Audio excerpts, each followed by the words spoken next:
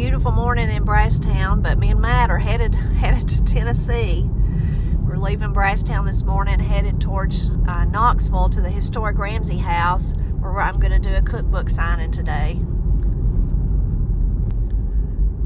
Pretty chilly in Brasstown this morning, in the low 30s. But it looks like it's going to be a beautiful day for a trip, and we're really excited about meeting the nice folks that invited us, but also seeing how many of you get to come out and visit with us today.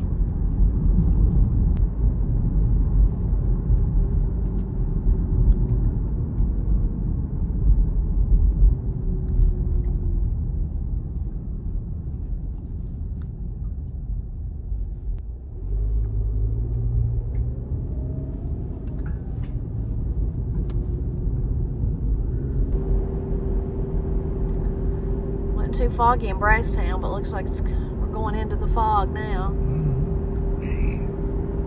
That little gas station back there that we've seen across the road, that's just the hot spot, but locals call it grizzle bears, because that was what it was for so long when I was growing up.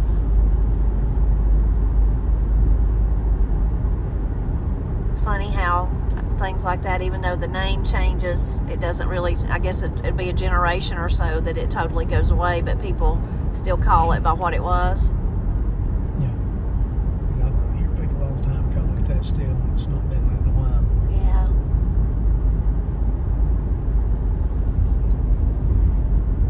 It's on the way to where my Granny Gazzy lives, so we would have to come out the kind of how me and Matt's come this morning after church to come out and eat Sunday dinner, but every once in a while we would stop there. They had a little restaurant in the back. I don't know, do they still do that today? I don't know, I haven't been in there in so long. Over the years it changed to various different people running it and different configurations, if you will, but back then it was like there was a long bar.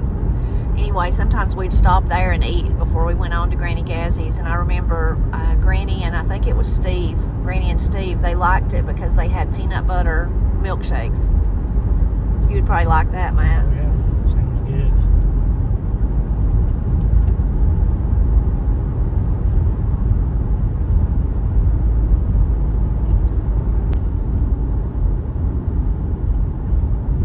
Matt pointed out that grizzle bears, how I said it, it actually was grizzly bear.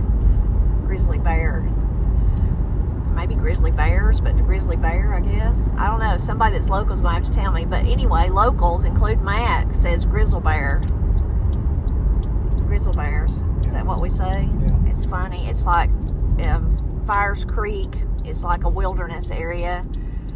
But local people, a lot of times, especially older people, you'll hear say Fires' Creek. So they don't just say Fires Creek, they say Fires' Creek. So I guess grizzle bears is the same sort of thing. Country slang. Country slang. Now we've turned on to 294, so this is going to be a very curvy road, and I'll be doing good if I don't have to ask Matt to pull over and let me drive because I get car sick. So we'll see how I do. Hopefully I'll be all right.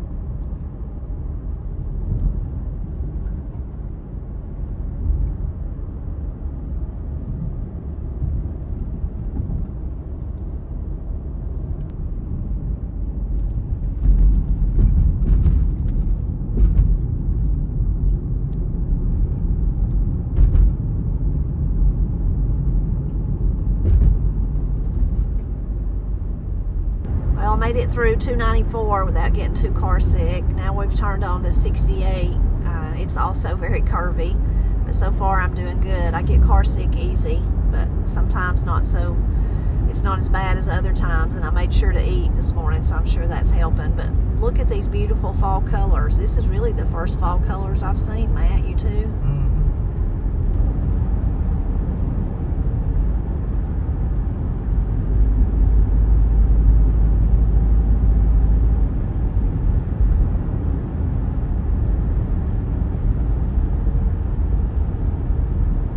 Well, we're making slow time. So much of the traffic that typically would go through western North Carolina has been diverted different ways because of the storm damage, and in East Tennessee too. So there's 2 tractor trailers in front of us that are barely able to make the curve, so that slowed us down.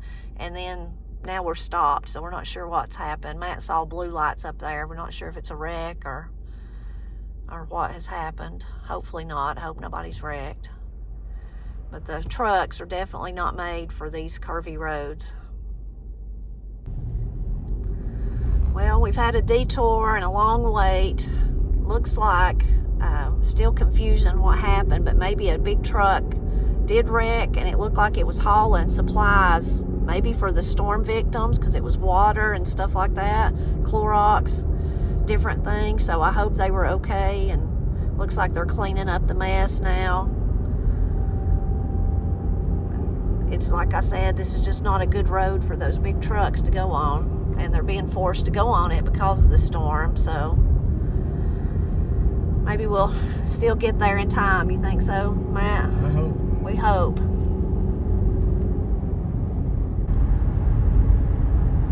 We're on the larger highways now, so much easier driving, but still fog. Kind of come in and out of it, hadn't we, Matt? Really, really foggy. This is some of the thickest fog we've seen this morning.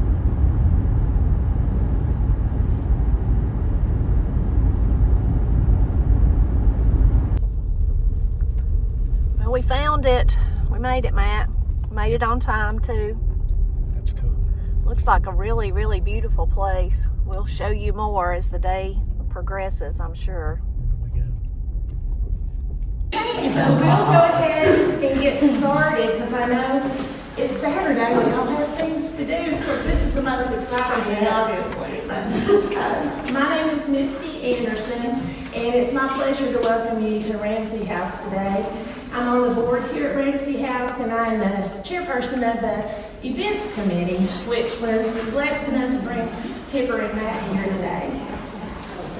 So I feel like, as a board member, since we're a 501c3, I'd be remiss if I didn't do a little PSA for Ramsey House right now. So I just wanted to tell you about tours are available today. They're $10 a person. They start at the top of the hour. We'd love to take you on a tour. On Saturday, November the 9th, from 10 to 4, we have our Christmas marketplace, where artisans will cover the grounds. There'll be food available, music groups will be performing. It'll just be a fun, festive day for the family. We'd love to have you out for that.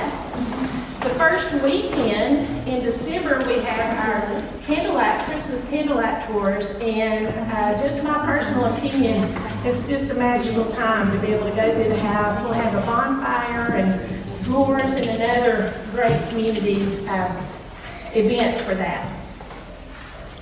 Okay, so now to the important part. It's an honor for me to introduce, and I wrote it down so I wouldn't forget anything. It's an honor for me to introduce today's Local Voices guest, Tipper Presley, along with her husband, Matt. Like many of you, I would imagine, I've been a long-time fan of Tipper's. Her blog, The Blind Pig and the Acorn, and certainly her YouTube channel, Celebrating Appalachia, where she just so beautifully captures and conveys the essence of Appalachia. Living in Appalachia, the culture, the rich music, the foodways, storytelling, etc. So Tipper is a talented, not only an author, a great author, but a talented musician, joining in with her other very talented members of her family, her brother and Corey and Katie and the like. I've never seen so many musicians in one family. I'm so impressed. So Tipper's love for the people, history, and deep-rooted customs of Appalachia shines through her work. And today we're fortunate to have her share some insights with us. So please join me in giving a warm welcome to Mrs. Tipper Preston.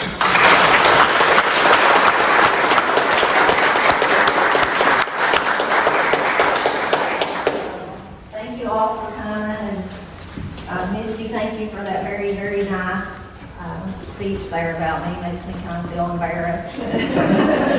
But thank you.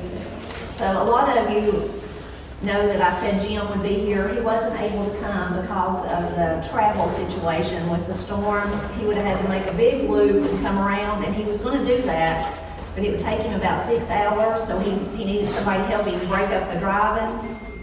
And his friend Mickey was going to come with him and help split up the driving, but then the storm impacted her because she had trees on her house and trees down around her house, so she wasn't able to come, so he had to cancel on us. But he said to tell everybody thank you for coming, and that he really appreciated you and wished he was here so that you could hear him run his mouth. He talks about how he's good at doing that. He does have a lot to say, but it's always really interesting too, though. So Jim and I met probably close to over 10 years ago, I guess now. And we met because of my blog, Blind Pig in the Acorn. Some of you may read that too, as well as watch the videos. So I started Blind Pig in the Acorn back in 2008, a long time ago.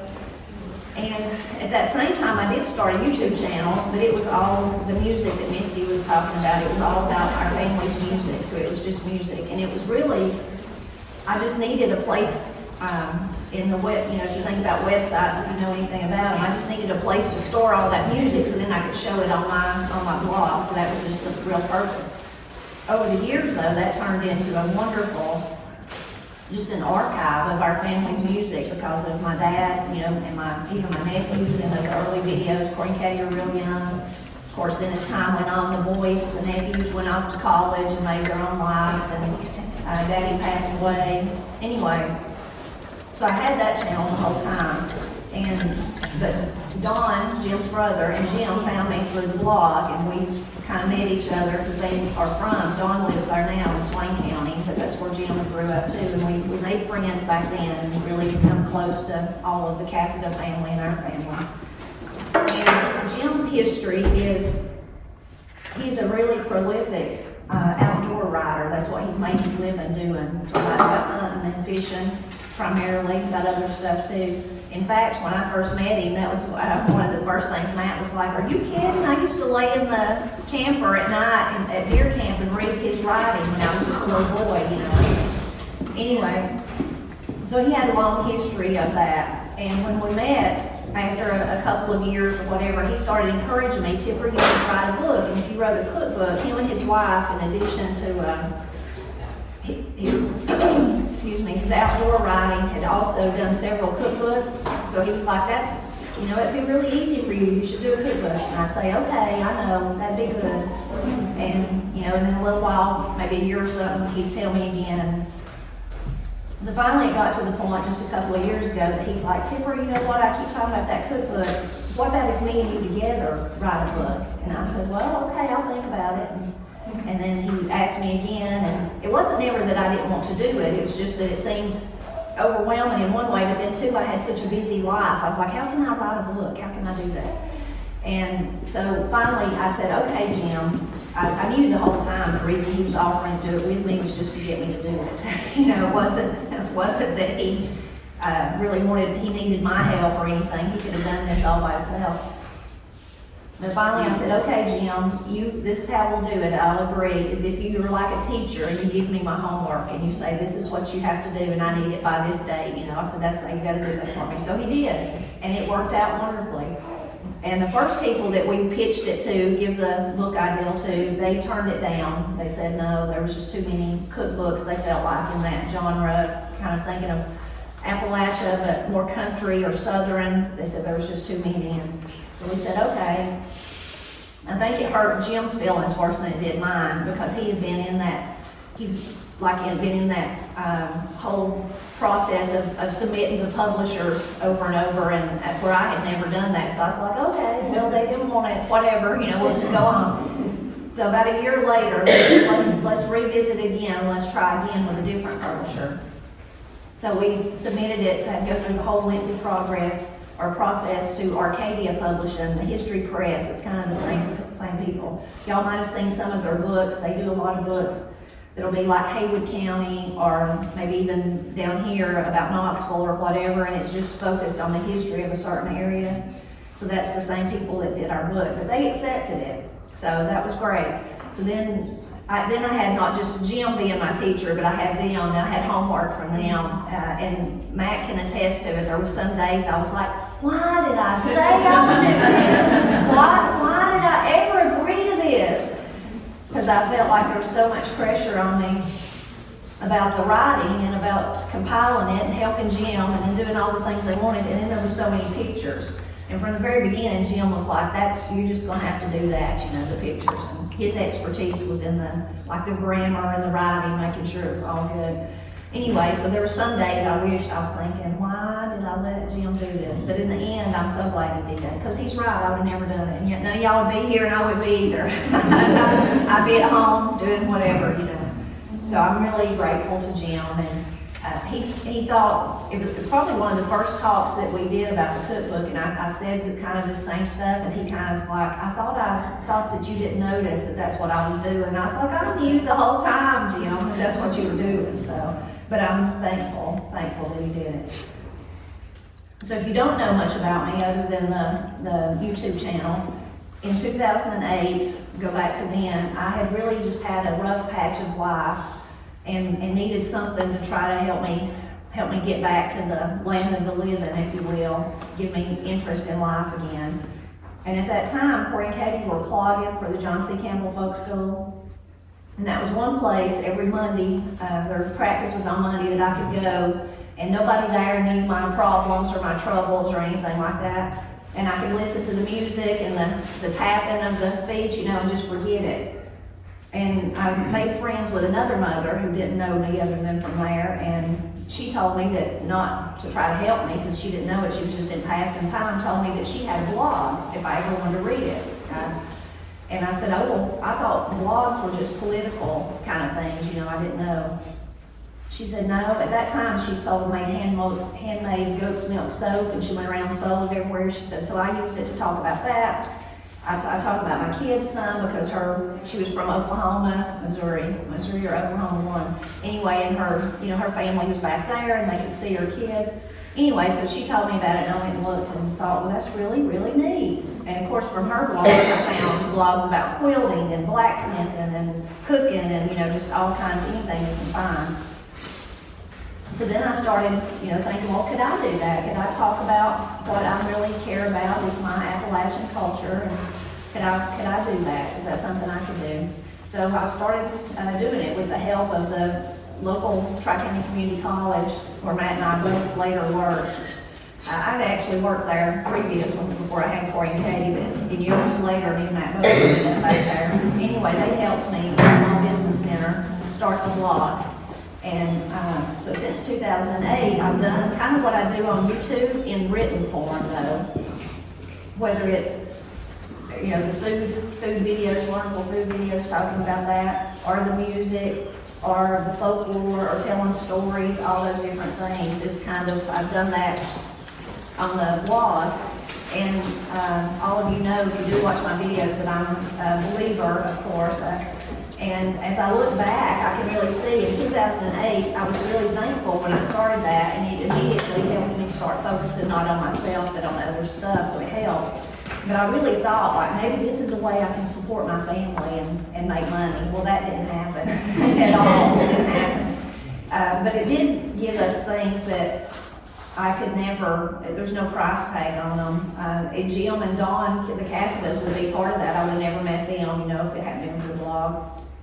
Certainly that whole thing of music, of Daddy. We played music all the time, and we did go, to places at churches and community centers and festivals and all that kind of stuff, but there was really no need to video it, But once I started that blog, I wanted to video it so I could share it. So I would have never had all those, which of course become immensely precious to all of us after Daddy passed away. Because we wouldn't have never done that. We might have been sitting down at Paul's playing music, but we wouldn't have videoed it, not every Sunday. So So lots of good things did come out of it, even though it wasn't monetary for sure. In addition to that, as I said, me and Matt both worked at Tri-County Community College. I worked in the marketing department, and then I left there and I went to the folk school and I worked in their marketing department. And even in that, I could see God's handiwork, because He helped me. All those jobs helped me know better how to, if you're going to be a person that wants to promote yourself online. So all of that really, really helped me. It's amazing always when you look backwards that you can see the hand of God easier than when you're in the trenches and trying to figure out where you're going.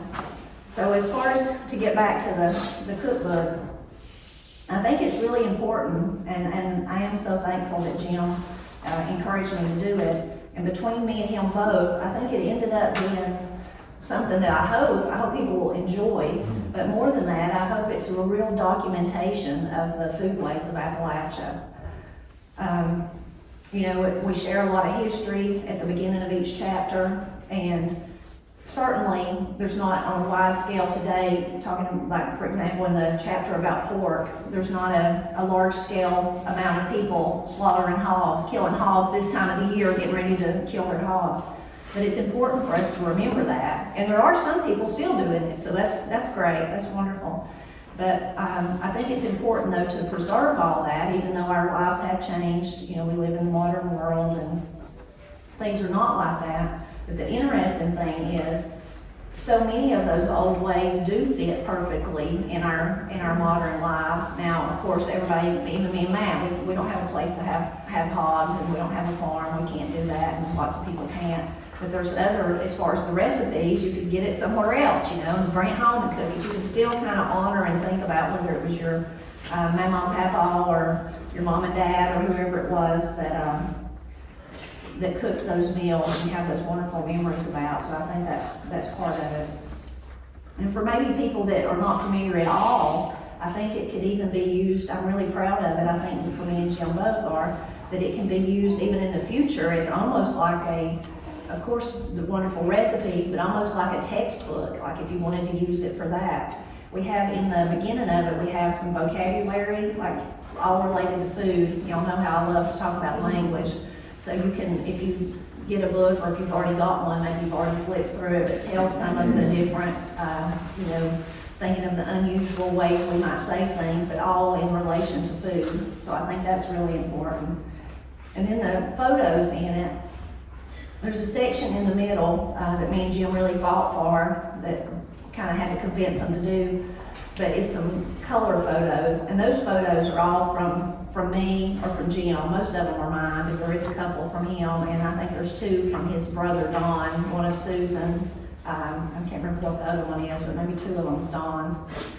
But I think those are wonderful, those color, because of course our eyes, we want to see color.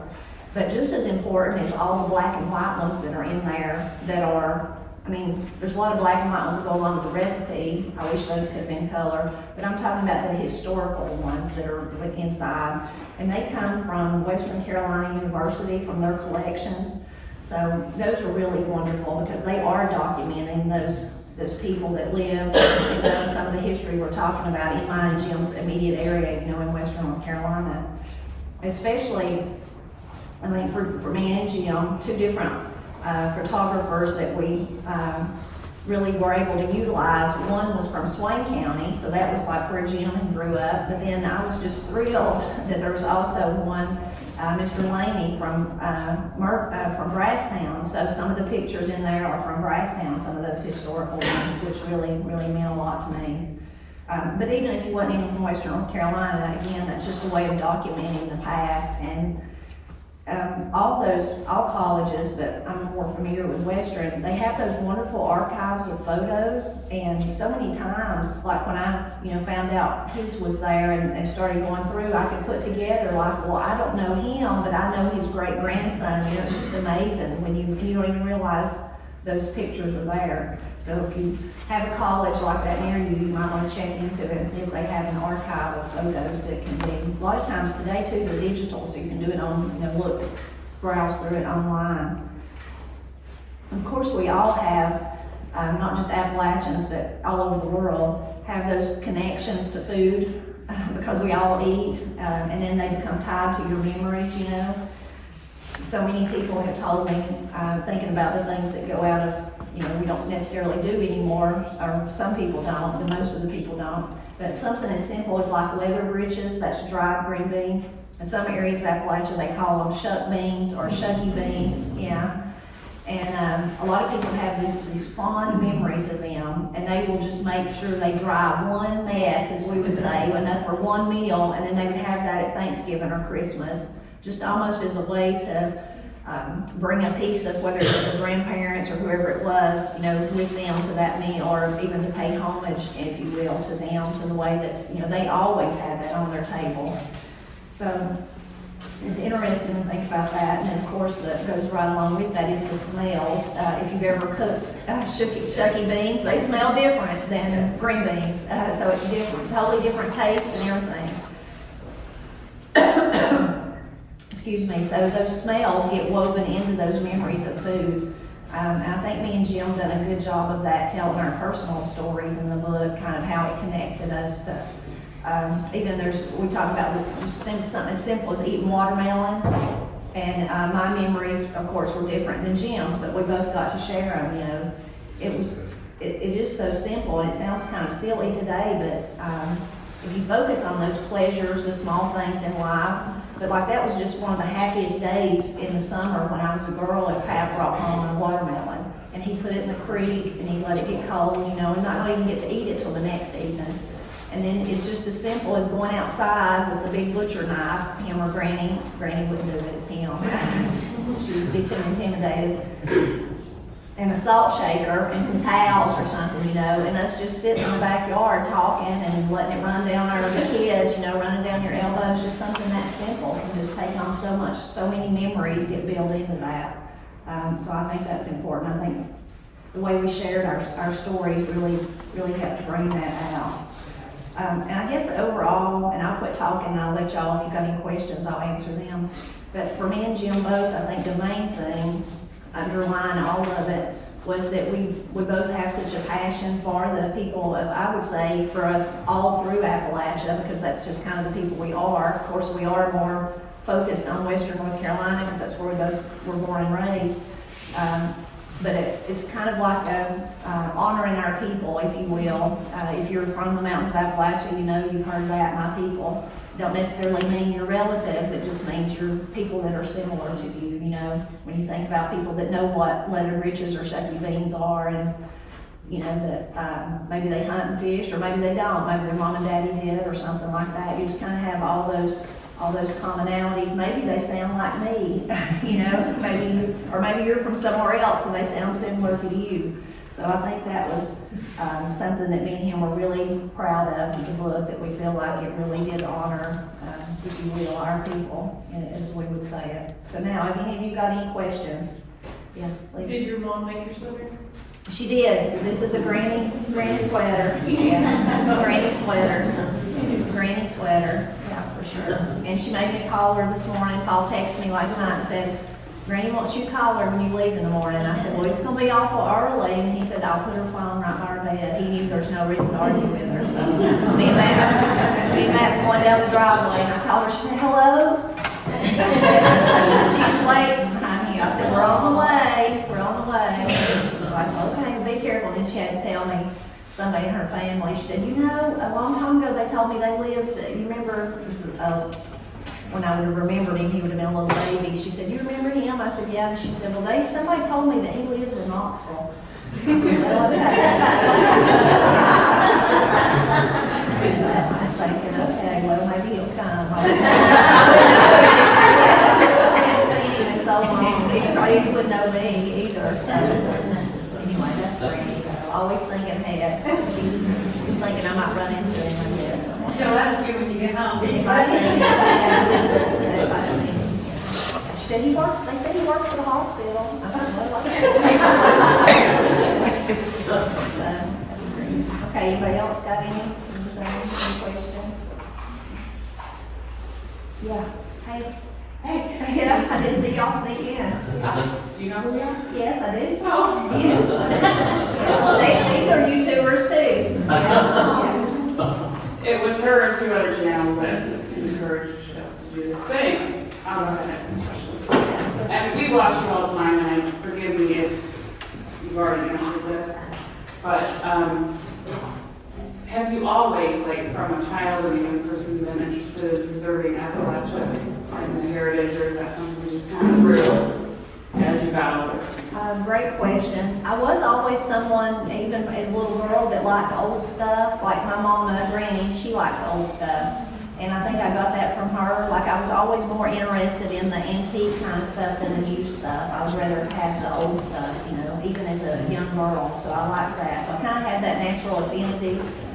And then my daddy, Pat, he really raised me and Paul and Steve. It's another Appalachian usage, to be proud. Now, most people might think that means, well, to think I'm better than somebody else. That's not what it means at all. It just meant to be pleased, to just be pleased with our lot in life. And so he really, you know, made us pay attention to things. So there was that influence. And but then it was really when I was in college, me and Matt was first married, right before we got married, and then I guess right after we were newlyweds. The first time around at Tri-County, and I needed an elective, and it was just the advisor that suggested it. I would have never took it. There was like all that was left that semester was, I think back then it may be big quarters instead of semesters, but it was an Appalachian Studies class. And I said, okay, you know, whatever. And I was just doing it to mark it off my transcript, you know. But then I had the class with Mr. Cave, and he actually lives over the ridge from us in Pinhook. And he wasn't native to our area, but he'd been there a long time and still there, still lives over the ridge in Pinhook. But he just really, I just couldn't believe it. He was a great teacher, very interesting and funny and all that. But I was like, I just found myself every day thinking, people don't talk like this. It's like it just never occurred to me, you know, really. People don't say these things, you know, like you do Appalachian vocabulary tests. And that's where I, you know, had my ideal to do that to begin with on the blog. And I would just, you know, most of them I wouldn't need to study, I would know it. But he really made me start thinking about it and thinking about how wonderful good things there was about the culture, the family, you know, the tight family, knit family, tight community, self-sufficiency, you know, you just go through all the different things.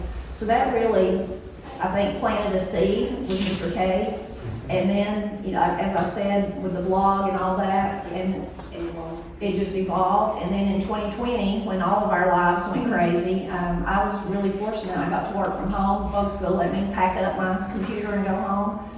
And kind of coinciding with that, Matt and I decided we were going to get out of debt. And when we did, the first thing we did, of course, was get rid of our satellite TV. And then we started watching stuff on YouTube because we, you know, wasn't doing that. And during that time, when we were all together more and wasn't going places, we began to realize, like, well, how are these people, you know, whether it was other YouTubers, how are they doing this every day? How do they not work? And then we found, oh, you can make money from YouTube.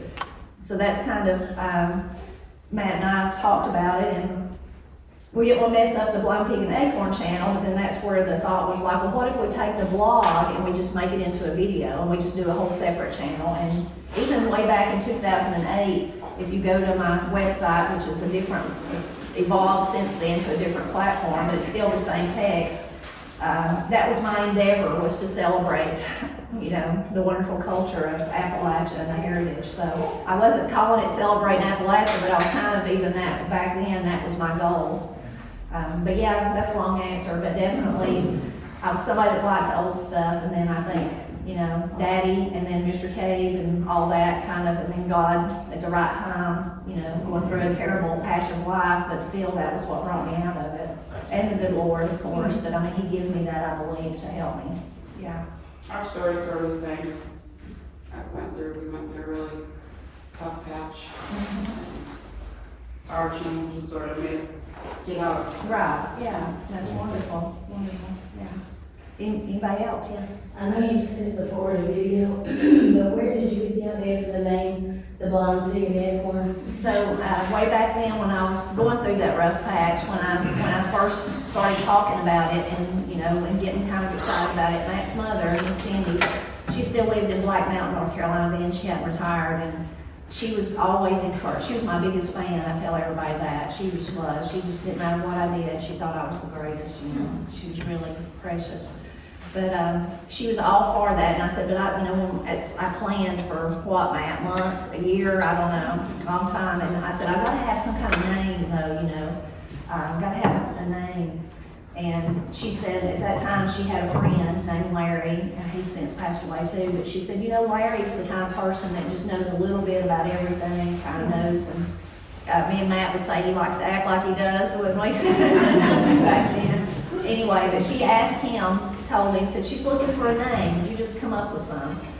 And so she sent me just where he jotted down stuff, and I have to credit with him, so he did know what he was doing, didn't he? Even though me and Matt was kind of like, okay, that's Larry. But Blind Pig and Acorn was on there, and so I said, what does that mean? I've never heard that. And she said, well, it's an old saying, even a blind pig can find an acorn every once in a while. So I said, well, I've never heard that, and I asked Matt, and Matt said, I've heard that my whole life. Well, you know, he grew up a few counties away from me, and I said, well, I don't know about that. I'm going to go ask my daddy. So I went down the hill to Tab and asked him, and he said, no, Tip, I've never heard that before, but it's the same thing as saying a broke clock is right twice a day. You know, he said that's it. Anyway, so that's, and I just love the way it sounded, so that's how it ended up with Cindy and Larry, Miss Cindy getting Larry to come up with the names, and that was it. So that's how it come about. And that's what he was basing it on, was that even a blind pig can find an acorn every once in a while. So that just seemed to fit perfect what I was trying to do. You know, I didn't know if it would work, and it didn't work in the way I thought I wanted it to, but in looking back, it worked exactly like it should have. You know. Anybody else?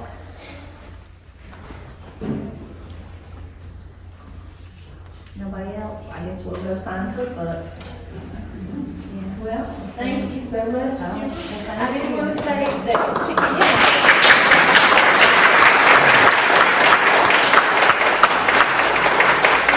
And obviously, there's a wonderful group of people. Tipper will be over at that table. Feel free to be in community with her. But if you have a little wait time, we have refreshments inspired by Tipper's cookbook, Tipper and Jim's cookbook. Won't be as good as Tipper's, I'm sure, but we tried our best. So help yourself to refreshments, and thank you again for being here. Thank you. All right, y'all, I'll come over here and y'all can, I gotta see what they got to eat though. This was completed in 1797. It was the home of Colonel Francis Ramsey and his family. Colonel Ramsey came over from Virginia when he was 19 as a surveyor.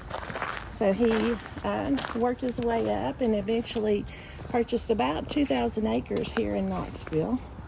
And part of it was here. It was called Swan Pond. So at the time where we're standing, we could very well have been under a certain amount of water, 6 feet or so of water, because it was all a pond at the time. But given the sickness that sometimes was associated with water, Colonel Ramsey had the pond drained, but he kept the name Swan Pond. So we're Ramsey House, but we're also affectionately known as Swan Pond. He invited an architect in Charleston, South Carolina at the time, Thomas Hope, over to build the house for him. It took him about 5 years with a crew. The marble, or the stone you see in the house, was mined right near here, just down the road. It's blue marble, Tennessee. You see a lot of Tennessee pink marble, but in this case it's blue. And Colonel Ramsey liked Mr. Hope so much that he enticed him to stay 10 more years, because not only was he a house builder, but he was a master woodworker. So he made much of the furniture that's featured in the house, that was featured in the house at the time. Well, this is the back of the house, and we'll go in through the kitchen. Oh, it's beautiful. Isn't it pretty? Oh, it's beautiful. Now, did he have a big family? He did. He had 3 wives, Peggy, Ann, and Margaret. And through those 3 wives, he had a number of children, several of which didn't make it to adulthood, but some of his sons did, and they were prominent people in the community, just like Colonel Ramsey. So I'm just sitting in here. So, a beautiful open hearth kitchen. The kitchen would not have been on the house at the time it was built. Colonel Ramsey, his third wife, Margaret, she was down from Pennsylvania with him as well, but she did not like the cold. And to entice her to stay here in Tennessee, he built the added the kitchen on because the warmth of the kitchen would go through the house and made her feel a little bit better. Look at that, man. Isn't that amazing? Yeah, I know. And y'all can walk over here if you want to. The fireplace in itself, yeah, I can just imagine. Look at those spoons.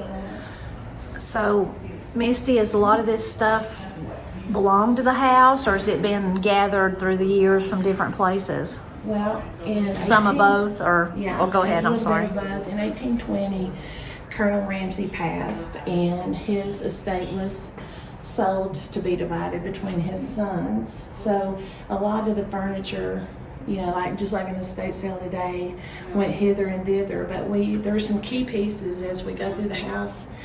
I'll show them to you that we were able to recover, but our focus has mainly been on putting pieces per the inventory, putting pieces back that we know are correct for the house and period correct, but not necessarily belong to the Ramseys. But the Ramseys did have enslaved people with them here at Ramsey House, and certainly they would have been in here working to support the family and make them the success that they were. So we like to honor their memory as well as the Ramseys. Been a lot of activity in the kitchen. I think much like today, our kitchens are the heart of our homes. It was then too, because they would have washed clothes in here, made all the meals in here. In the event of someone passing, they would have worked with the kitchen staff to prepare things for that. So lots of activity here in the kitchen. The bench. That little cubbyhole window, what would that have been for? Well, there's a rumor in history, I guess you will, that if you saw a candlelight in a little window like that, you're welcoming guests. Yeah. But we believe, to the best of our research, that was to simply use to pass firewood in instead of walking all the way around That the makes house. sense. Makes sense, yeah. But that's a good indicator. You can see how thick the walls of the Yeah. house are with that blue marble. So they've got them some leather breeches here. Well, we grow a little patch garden, try to every year, and preserve a little bit out of there. Oh, look at that door too, amazing. The black snake hinge on it Oh, I know. and the latch. Beautiful. I'll give you a little behind the scenes. Okay. We've not opened this part yet, but we can go on up. Okay. Should I not film this part? It's okay. You're not? Okay. Yeah. So this is an exhibit we're working on getting ready to open up. This is where we know that the enslaved who worked in the kitchen would have lived. So we're working on preparing this to get ready to open to the public too. So. But this is interesting too, because you can see the structure of the roofing. Yeah. See all the U marks on the bottom of the wood. I know. Amazing. How many times they were hit. A lot of work went into that. Absolutely. Rocker.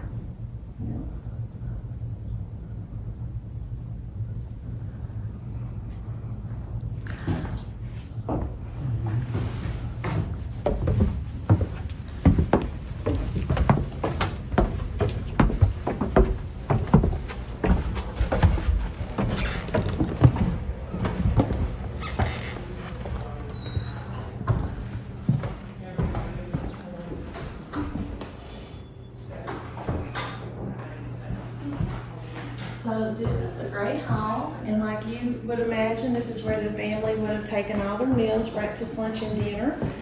The children wouldn't have been allowed to eat down here until they had learned their manners, so somewhere between 10 and 12, most likely, they would have eaten upstairs.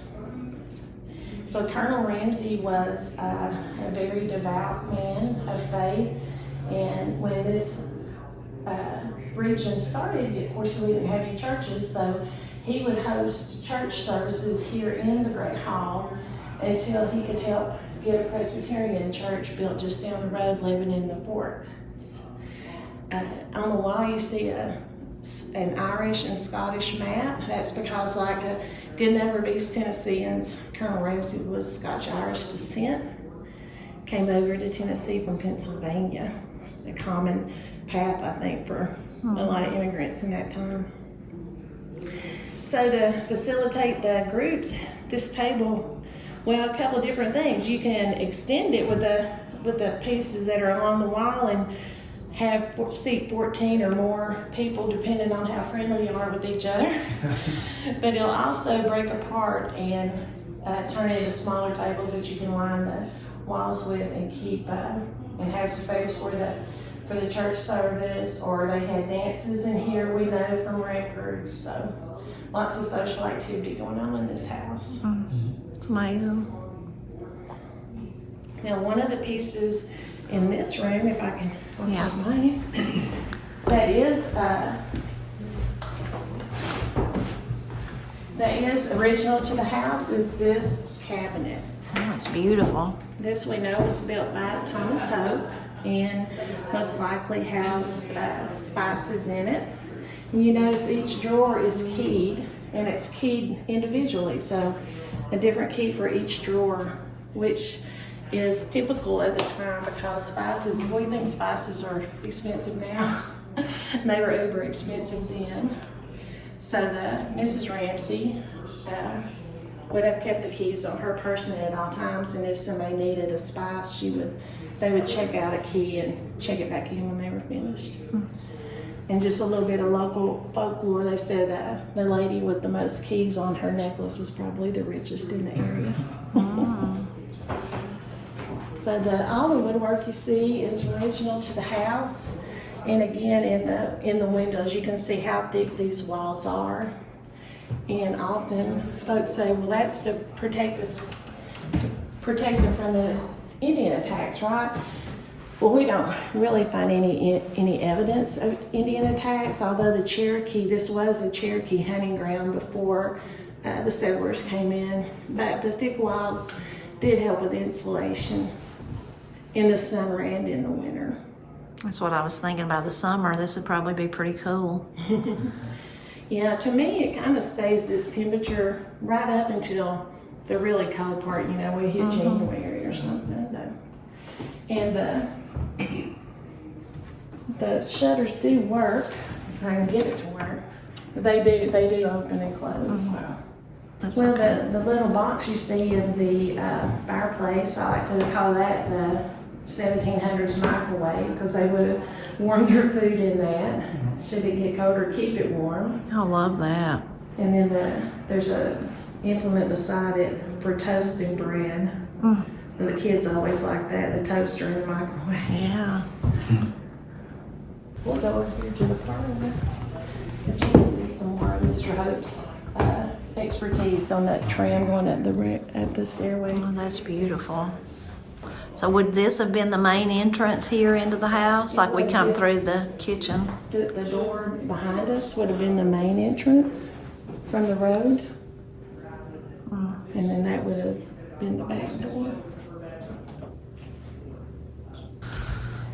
So this is the parlor, and it was really instrumental with Colonel Ramsey's work. He would have spent many hours at that secretary, and although that secretary is not original to the house, it is period appropriate, and from the records we know that Mr. Hope did build Colonel Ramsey as secretary. But he would have spent a lot of time there corresponding with friends and business folks, probably the same business folks that helped him, or he was part of founding Blount College, which today we know as the University of Tennessee.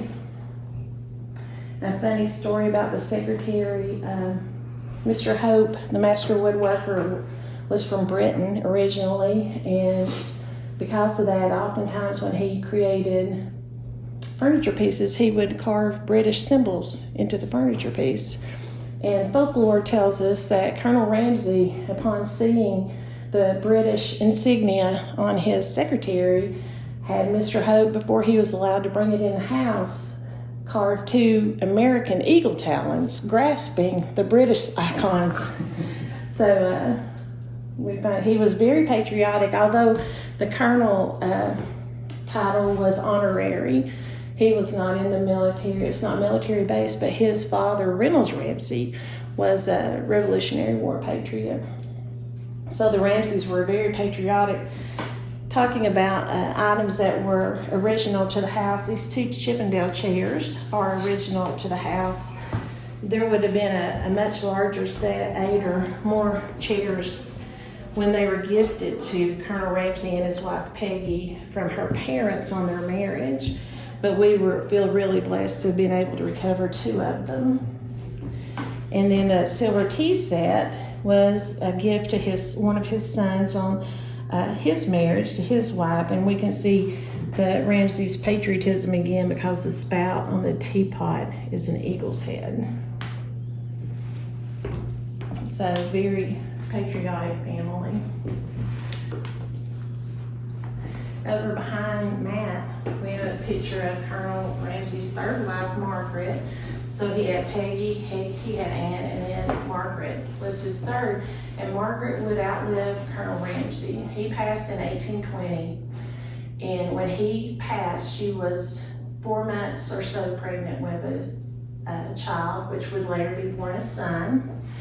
And the really interesting and a little bit sad about Margaret is she had 2 husbands before Colonel Ramsey, both of which passed while she was expecting a child. And both of those children were males. But she was very interesting in other ways. She owned a hotel in downtown Knoxville called the Knoxville Hotel. And when this property sold, then she moved there to live out the rest of her days with her son from Colonel Ramsey. Today we know that hotel as the Bijou Theater. Y'all have been there. It's a beautiful, beautiful theater. Misty, what is this thing here? That's a fire screen. Okay. So you know, back in the day when the ladies might have had some facial things to cover up, have pretty thick makeup, they would keep that to keep their literally from their face Melting off. Oh goodness. Exactly.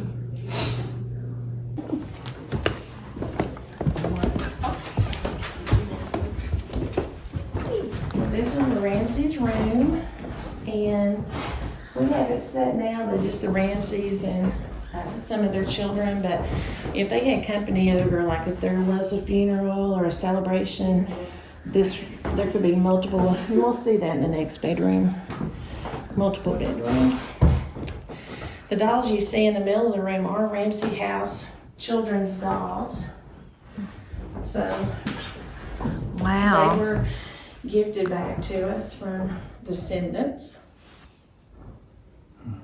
And the shoes were found in some renovations. They are precious.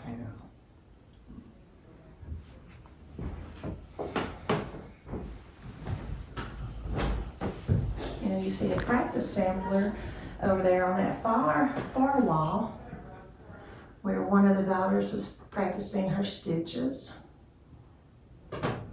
Colonel Ramsey sent his sons to school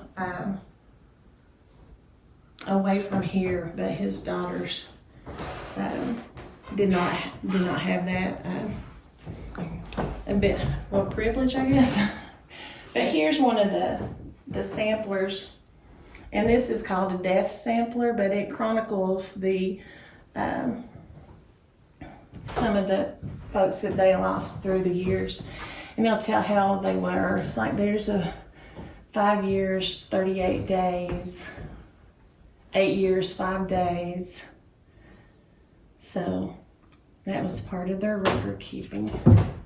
This little room would have been used probably to house guests. We're not 100% certain what its use was, but certainly to allow more guests to be accommodated.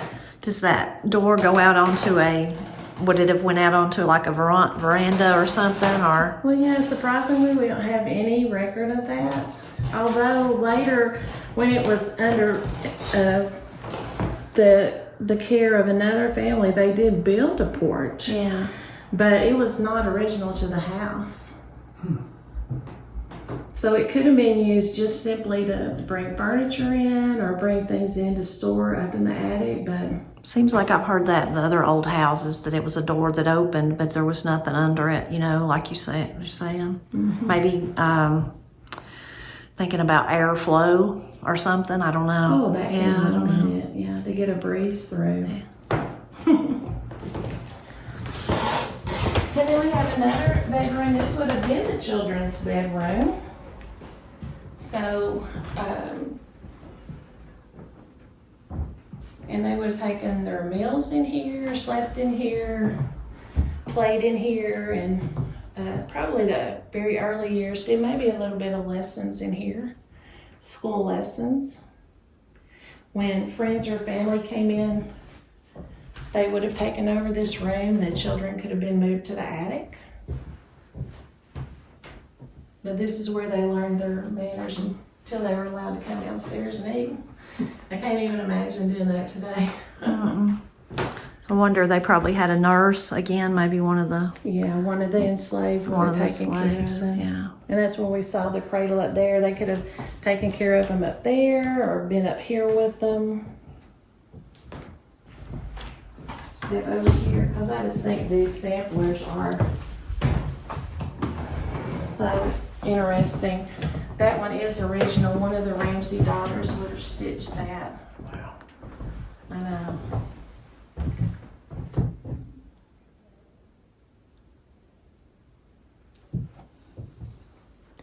So were those left with the house, or someone donated them back, the samplers? Well, I'm going to be honest with you. I'm not 100%, but I believe they were donated back. Because when the house was auctioned, I think just about everything went. So either to a family member or to the sale.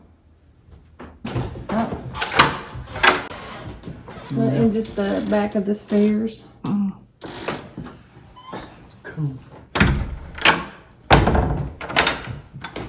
I love him on latches too. Oh, I do too, yeah. And then this is actually the one going up to the attic. Look how steep those steps are. I'm not sure who could climb those. Yeah, they used to do Oh, my it that way. goodness. My grandmother's house was that way.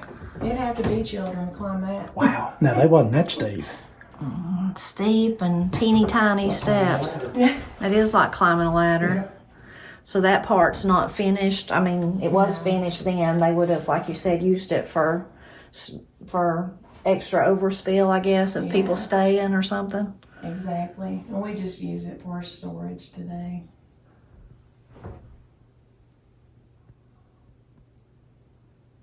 Yeah, you wouldn't be running down them in a hurry, or you'd be at the bottom. I guess you could get to the bottom in a hurry. Yeah.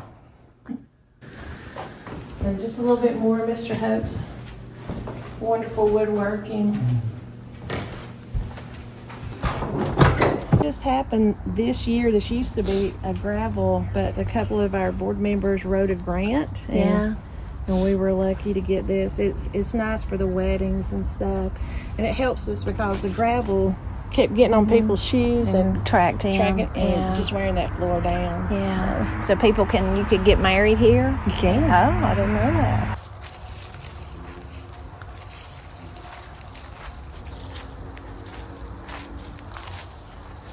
Those corbels are amazing.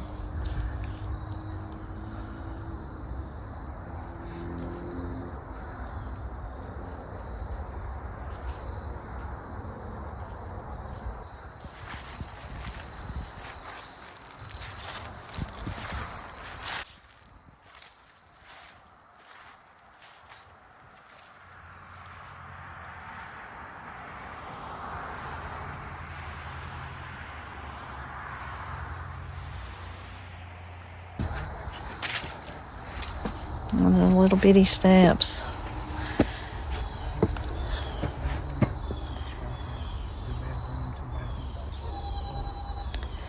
Turn it into more of a living history museum Oh, that would be great. than just a house museum.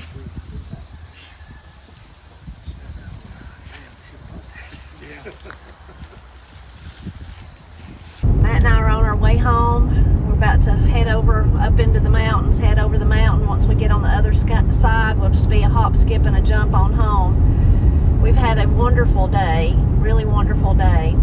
Be sure to look in the description below and go visit the Ramsey House website. It is a beautiful, stunning place. I had never even heard of it before. A wonderful history, but just beautiful grounds. I highly encourage you to go pay them a visit. If you go, tell them Tipper and Matt sent you. I know that you'd really enjoy it. We just had so much fun with them. Misty and everyone there treated us so nicely, and they were so kind to us. And then it was wonderful to meet so many of you. We really enjoyed meeting everybody that got to come out. You just made our day. Made me and Matt very happy to meet all of you, and we really, really enjoyed it. And we hope that you enjoyed coming along with us. As always, we're glad when you stop by to help us celebrate Appalachia.